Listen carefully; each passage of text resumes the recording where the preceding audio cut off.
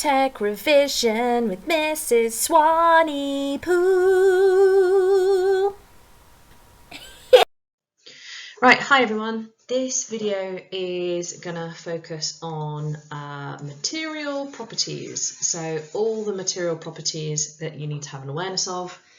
This is on page 18 and 19 in the revision guide. If you haven't had a look at this yet, hopefully you have, because that's not too far into the revision guide. So these are all of the different properties and different forces that can act on materials. So this is what's listed in the revision guide in the specification. So you've got strength, toughness, hardness, electrical conductivity, compression, thermal conductivity, what an alloy is, you should hopefully know that from science, what different forces like torsion, tension, fusibility, I reckon not many of you will know what that is, density, absorbency, pretty obvious, shear is quite a tricky one, elasticity is pretty obvious, malleability is not too bad.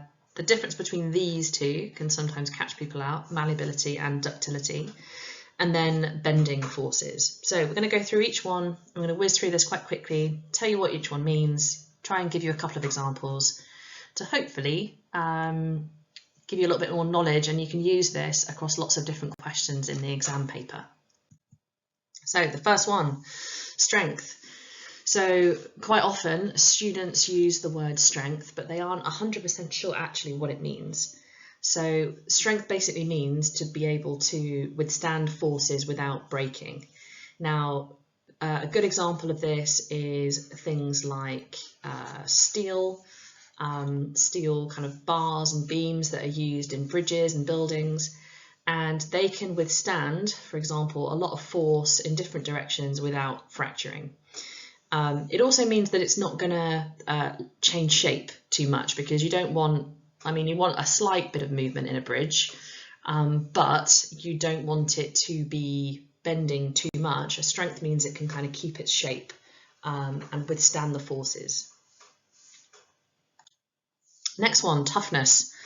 This one's a little bit different to strength. So if you say a material is tough, it means it's really hard to break or snap it. It's quite resistant to impact forces.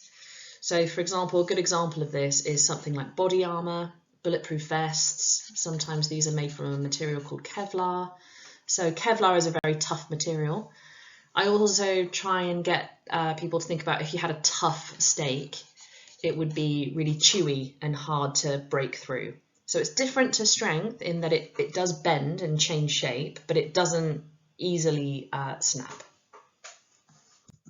Right, hardness is all about the ability of a material to withstand scratching or denting or abrasion, so like rubbing away on the surface. So diamond is one of the hardest materials that you can get, and some materials have like a natural resistance to things like scratching and abrasion. A good one for the exam would be melamine, formaldehyde, which has a very specific application of things like kitchen worktops, and that thermosetting polymer is really hard and good at withstanding things like scratching and cuts from knives and things like that. Right, dead easy this one. Elasticity means it can be stretched, bent, and it will return to its original shape. So things like elastic, rubber bands, all that sort of stuff, you can stretch them out, but they won't permanently deform, they will return to their original shape. If a material is malleable, it means it can be bent and shaped, it could be hammered into a shape, you can squash it and form it quite easily, and it can do that without fracturing. So a good material to talk about with this are things like copper, silver is a good example, gold, aluminium is quite malleable. So for example, this little copper bowl here has been hammered, and because it's malleable, it can take the shape of that quite happily without fracturing. Ductility is a little bit different. I always remember my DT teacher teaching me that to remember it, think of a duck with a really stretched neck. Sorry to the vegetarians in the class. So that hopefully will help you to remember ductility. So it's the ability of a material to be drawn into a wire. So there you go, there's the stretched neck of the duck. Yes, it is a duck, not a dinosaur. And copper is another good example, but also things like steel wire. So anything that can be drawn into a really thin wire shape like this means it's got good ductility. Next one, electrical conductivity. Copper again is another good example, as is lots of different metals, but actually one of the most conductive metals that you can get is gold. And quite often, despite its very, very high cost, it is used in electrical components. So electrical conductivity, it lets electricity pass through it really, really easily. Gold's a good example, copper's a good example, stainless steel's a good example. There's loads of different examples for conductivity. Similar again, but this is heat rather than electricity.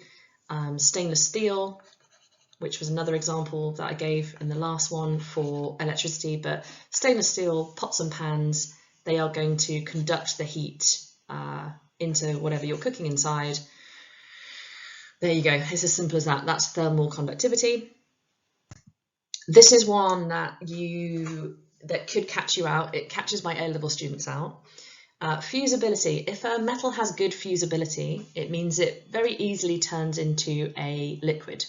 So it's got a low melting point and you only need a small amount of heat to convert the materials into a liquid. So a good example of this is solder. So solder that you would use on electrical components. Solder is mostly tin and a few other things, and it's got a low melting point, heat it up with a soldering iron and it melts very, very quickly. Another good example is pewter, which you will have done in year 7 for the zip tags. And you might recognise this little machine where you had to put all of that kit on just to press a little lever on the side, which then created you some kind of, I don't know, peace sign, zip tag or whatever you decided to make. Okay, so fusibility is all about having a low melting point and being able to turn easily into a liquid. Density, you should have a good awareness of this from maths maybe and science. So it's a measure of its mass per unit volume. So it's how tightly packed or how many sort of particles there are or atoms there are within a certain space. A really dense material, if anyone watches How Ridiculous, which is what this picture is from, they actually drop a tungsten cube on concrete because tungsten is one of the densest, one of the heaviest metals that you can get. Other dense metals, gold is really dense, platinum is really dense. So yeah, that's what density is. Absorbency, really obvious, basically soaks up moisture. Fabrics are a good example of this. Particular fabrics, this very attractive wool jumper here. The advantage of natural fibres being quite absorbent, so natural, oopsie, I didn't mean to write over that, but natural fibres actually being quite absorbent means that they can absorb dyes quite well. So you can achieve beautiful rainbow patterns like this fetching jumper. Cotton is also a good example of an absorbent material. Okay, just another term that might come up. If a metal is an alloy, it means it's a mixture of 2 or more metals or a metal mixed with 1 or more elements. Just to differentiate from a composite is a mixture of 2 materials, but it's non-metallic materials, so non-metallic compounds. So things like, for example, carbon fibre is polyester resin, which is a thermosetting plastic, and like carbon sort of woven material. So that's the difference between a composite and an alloy. So an alloy must have 1 or more metals or elements for it to be an alloy.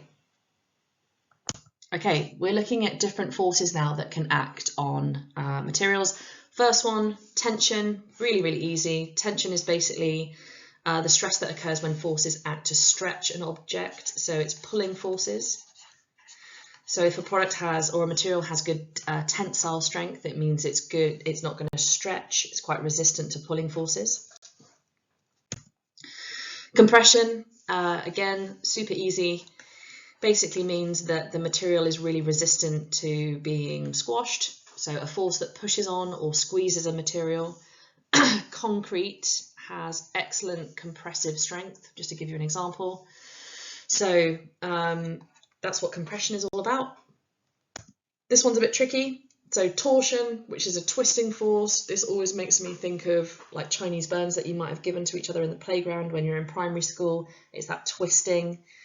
And some products that need to have good torsional strength would be things like screwdrivers. If you think that when you use a screwdriver, imagine that you've got the screwdriver bit on the end of here, there's going to be a lot of twisting force on the metal, so it needs to have good torsional strength.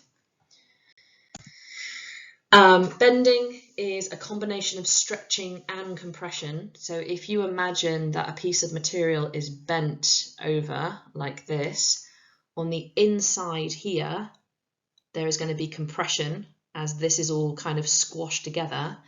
And on the outside of the material, there is stretching or tension. So bending is basically a combination of tensile and compressive forces. This is the last one that might catch you out. This one is shear strength, and this is basically a force directed parallel to a surface, which sounds a bit weird, but it's imagine two, almost like someone in my A-level class, geography student, said it's almost like tectonic plates, how they kind of shift against each other.